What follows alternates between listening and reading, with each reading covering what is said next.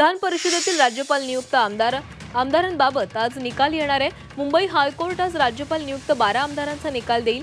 गेल्या काही महिन्यांपासून 12 आमदारांच्या नियुक्तीबाबत सुनावणी सुरू होती। सुनावणी पूर्ण झाल्यानंतर मुंबई हायकोर्टाने निर्णय राखून ठेवलेला होता। त्यावर आज निर्णय कोर्ट देणार आहे। शिवसेना उद्धव बाळासाहेब ठाकरे पक्षाकडून सुनील मोदी यांनी कोर्टामध्ये याचिका केलेली होती। राज्यपाल नियुक्त आमदारांबाबत निर्णय घेण्याची मागणी त्यांनी याचिकेतून कोर्टाकडे केली आहे। दरम्यान महाविकास आघाडी सरकारच्या काळात तत्कालीन राज्यपाल भगतसिंह कोश्यारी यांनी या नियुक्त्या जाहीर केलेल्या नव्हत्या। तेव्हापासून या नियुक्त्यावरून वाद सुरू होता। राज्यपाल नियुक्त 12 आमदारांचा वाद काय आहे पाहूयात ग्राफिक्सच्या माध्यमातून। तत्कालीन सरकारने 6 नोव्हेंबर 2020 ला राज्यपाल कोश्यारी यांच्याकडे 12 आमदारांच्या नावाची यादी पाठवली।